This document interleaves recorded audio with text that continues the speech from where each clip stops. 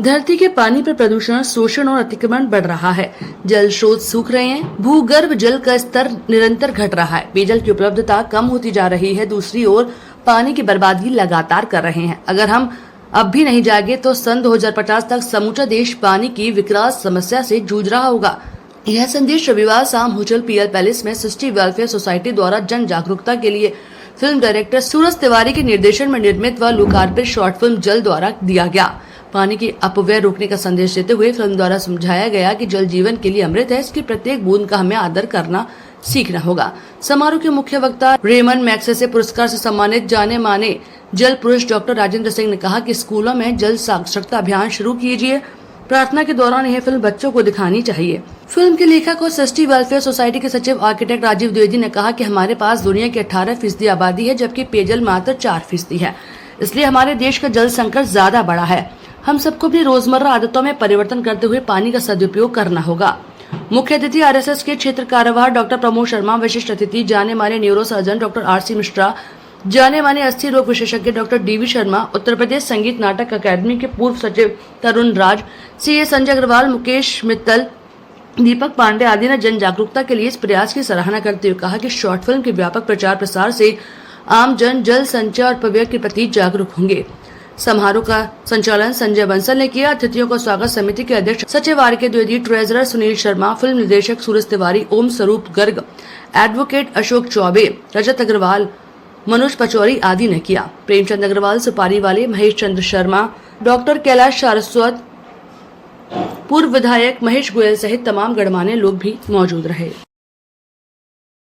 पानी का मुद्दा हमारे दिमाग में तब चढ़ा जब केप टाउन में, अफ्रीका के केप टाउन शहर में पानी की क्राइसिस हुई और उसके बाद हमारे मद्रास में हुई, फिर बेंगलोर में हुई और उसके बाद तब हम इस समस्या में अंदर घुसे तो पता लगा कि हमारा हिंदुस्तान, लगभग आधा हिंदुस्तान 2030 तक इसी समस्या से ग्रसित हो जाएगा और 2050 तक समूचा हिंदुस्तान इस समस्या से ग्रसित हो जाएगा।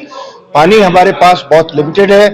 दुनिया की 18% जनसंख्या हमारे पास है और दुनिया का 4% केवल पानी हमारे पास है। तो इसलिए दुनिया से हमारी समस्या बिल्कुल डिफरेंट है।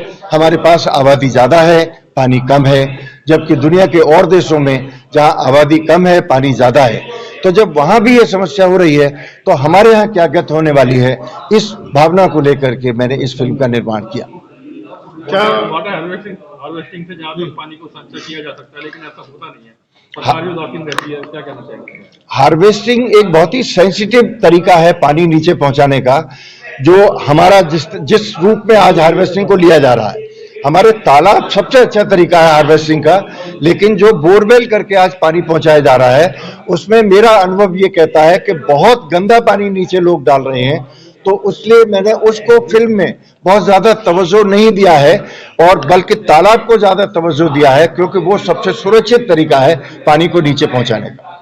फिल्म का उद्देश्य मैं आपको 2 लाइनों में बता देता हूं कि सफाइयां हो रही हैं जितनी, दिल उतने ही मैले हो रहे हैं।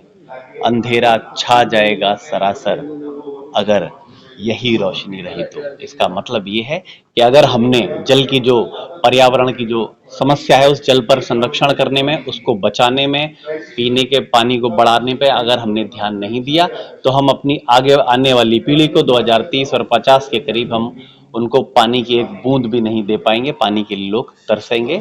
हमने केप टाउन में ये देख लिया है। देश में हमारे ये समस्या आ चुकी है। बेंगलोर में अब 15 लीटर पानी एक व्यक्ति को दिया जा रहा है।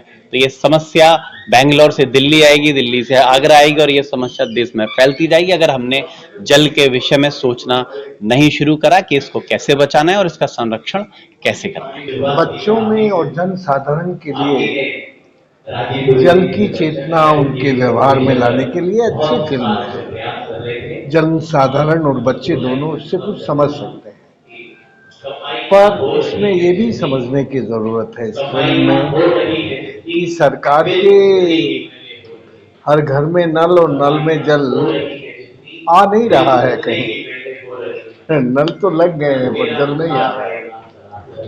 तो जल आएगा तो बच्चे अनुशासन करके उपयोग करना सीखेंगे। आज जल का संकट है। इस जल के संकट का समाधान हमें वर्षा जल के संरक्षण से ही संभव है।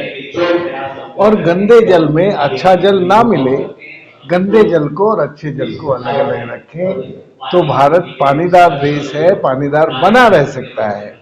लेकिन ये हम आज पानी के बारे में सचेत नहीं हैं और आगरा बिल्कुल नहीं है। आगरा भगवान का लाडला बेटा है और जैसे लाडले बेटे बिगड़ जाते हैं वैसे ही आगरा के लोग बिगड़ गए हैं, पानी की बड़ी बर्बादी करते हैं क्योंकि उनको यमुना का पानी मिला है, वर्षा का भी हजारों mm साल भर में बारिश होती है। तो आगरा को थोड़ा पानीदार रहने के लिए ज्यादा अनुशासित होके जल संरक्षण करना और जल का अनुशासित होके उपयोग करना, ये संस्कार और व्यवहार बनाना पड़ेगा। जब आगरा ये संस्कार और व्यवहार बनाएगा तो एक पानीदार आगरा बन जाएगा। लगातार जिस तरीके से दोहन हो रहा है और कई डार्क जोन में आ गए कई लोग, तो ऐसे में क्या मानते हैं? आगरा के लोगों ने कभी फतेहपुर सीकरी से नहीं सीखा। फतेहपुर सीकरी बहुत दूर नहीं है, कभी भारत की राजधानी होता था और वो बेपानी होके यहाँ से उजड़ा। मैं आगरा के साथियों से इतना ही कहूँगा कि अपने मीडिया के दोस्तों से सबसे पहले कि आगरा के दोस्तों को एक वाटर लिटरेसी मूवमेंट शुरू करनी चाहिए। आगरा के सारे पत्रकारों को मिलके आगरा में जल साक्षरता की जरूरत है, क्योंकि आगरा को ऐसे नहीं कह सकते उसके पास पानी नहीं है। आगरा के पास पानी तो है पर उसका आगरा अनुशासित होकर उपयोग नहीं कर रहा है। तो आप लोग यदि अपने लोगों के साथ संवाद करेंगे तो उनको एहसास होगा, और जब उनको ये एहसास होगा कि पानी का संकट आने वाला है तो फिर उनको ये आभास हो जाएगा कि उनको अपना जीवन कैसे पानीदार बना के रखना है। तो हमेशा जब बुरा वक्त आता है तो सबसे पहले पत्रकार दोस्तों को आगे आना पड़ता है और सच्चाई लोगों को बतानी पड़ती है।